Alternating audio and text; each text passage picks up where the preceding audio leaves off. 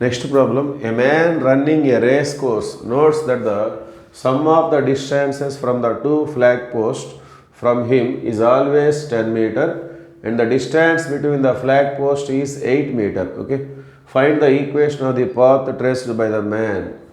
So మళ్ళీ ఒకసారి చూద్దాం. A man running a race course అంటే మనకి ఇక్కడ క్రీడా మైదానం, ప్లే గ్రౌండ్.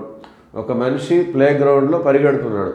ఎట్లా పరిగెడుతున్నాడు? Notes that the sum of the distances from the two flag పోస్టులు అంటే జెండా స్తంభాలు. క్రీడా మైదానంలో రెండు జెండా స్తంభాలు ఉన్నాయి. సో ఫ్రమ్ హిమ్, అతని దగ్గర నుండి ఆ రెండు జెండా స్తంభాలకు ఉన్నటువంటి sum of the distances is always 10 meter. ఆ మైదానంలో అతను పరిగెట్టే దారిలో ఎక్కడన్నా ఉండనివ్వండి, అతని దగ్గర నుండి ఈ రెండు జెండా స్తంభాలకు ఉన్నటువంటి సమ్ ఆఫ్ ది డిస్టెన్సెస్ ఎప్పుడు కూడా 10 మీటరే ఉంటుంది అని చెప్పేసి చెప్తున్నారు వాళ్ళు.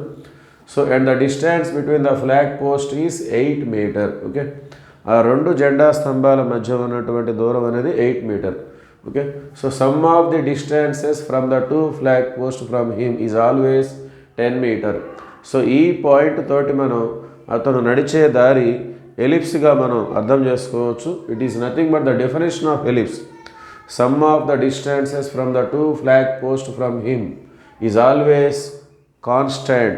సో దాన్ని మనం ఎలిప్స్ యొక్క డెఫినేషన్గా చెప్పుకోవచ్చు. ఇక్కడ రెండు ఫ్లాగ్ పోస్టులు ఉన్నాయని చెప్తున్నారుగా, వాటిని మనం ఫిక్స్డ్ పాయింట్స్గా తీసుకుంటాము. సో అతను ఉన్నటువంటి ఆ పర్సన్ ఎవరైతే ఉన్నారో అతను ఉన్నటువంటి పాయింట్ని మనం మూవింగ్ పాయింట్, అతను తిరుగుతూ ఉన్నాడు, మూవింగ్ పాయింట్. సో ఆ మూవింగ్ పాయింట్ దగ్గర నుండి ఈ ఫ్లాగ్ పోస్ట్ జెండా స్తంభాలు ఏవైతే ఉన్నాయో వాటి మనం ఫిక్స్డ్ పాయింట్స్గా ట్రీట్ చేస్తాం. మరి జెండా స్తంభాలు, పోల్స్ అంటే ఇంకా ఫిక్స్డ్గా ఉంటాయి కదా. సో అవి అక్కడ భూమిలో పాతిపెట్టి ఉంటాయి, ఫిక్స్డ్గా ఉంటాయి. కాబట్టి అవి ఫిక్స్డ్ పాయింట్స్గా మనం అర్థం చేసుకోవచ్చు. అతను తిరుగుతున్నాడు కాబట్టి అతని పొజిషన్ని మనం మూవింగ్ పాయింట్గా తీసుకోవచ్చు. సో ఆ మూవింగ్ పాయింట్ దగ్గర నుండి ఈ టూ ఫిక్స్డ్ పాయింట్స్కి ఉన్నటువంటి సమ్ ఆఫ్ ది డిస్టెన్సెస్ ఎప్పుడు కూడా ఒకేలాగా ఉంటుంది, 10 మీటర్స్, ఆల్వేస్ 10 మీటర్. సో దీన్ని మనం ఎలిప్స్ యొక్క డెఫినేషన్గా అర్థం చేసుకోవాలి. అంటే అతను తిరిగే దారి ఎలిప్టికల్ షేప్లో ఉంది అని చెప్పేసి మనం అర్థం చేసుకోవచ్చు. ఒక చిన్న రఫ్ డయాగ్రామ్ మనం తీసుకుందాం.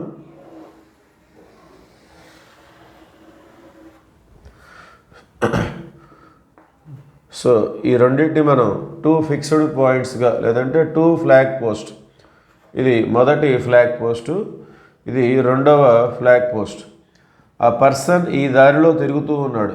ఇతనే ఈ దారిలో ఎక్కడన్నా ఉండనివ్వండి, అతని దగ్గర నుండి ఈ రెండు ఫ్లాగ్ పోస్టులకి లేదా ఈ రెండు ఫిక్స్డ్ పాయింట్కి ఉన్నటువంటి sum of the distances is always 10 meter. Okay, so that point describes the path is nothing but an ellipse. Okay, so person ఇక్కడ ఉన్నట్టుగా మనం తీసుకున్నట్లయితే, సో ఇది లోకస్ పాయింట్ PX, Y. ఈ పర్సన్ నుండి మొదటి ఫ్లాగ్ పోస్ట్కు ఉన్న డిస్టెన్స్ SP లేదా PS, రెండవ ఫ్లాగ్ పోస్ట్కు ఉన్న డిస్టెన్స్ PS' లేదంటే S''P. సో అది ఎప్పుడు కూడా 10 మీటర్స్గా ఇస్తున్నారు. So according to problem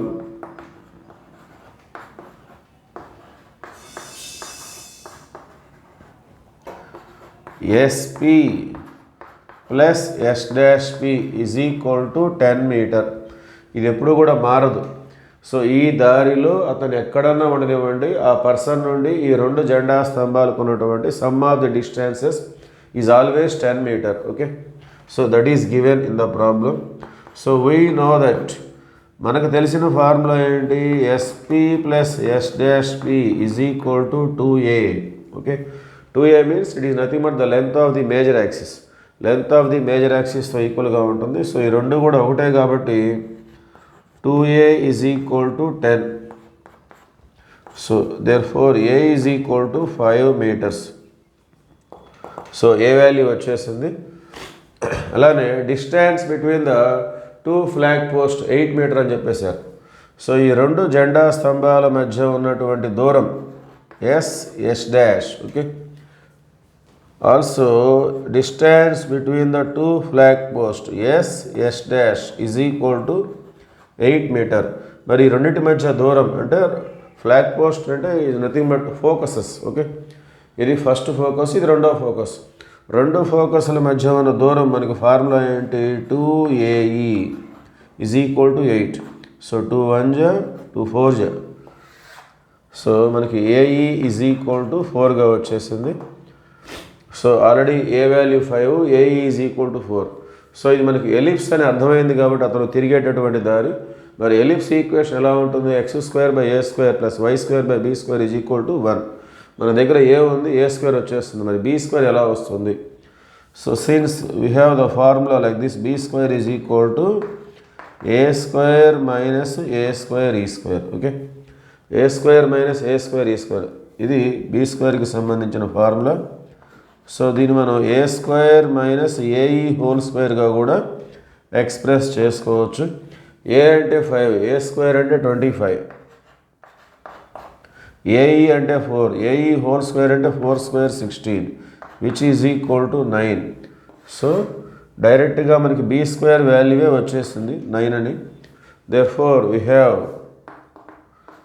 a² is equal to 25, b² is equal to 9. Therefore equation of the path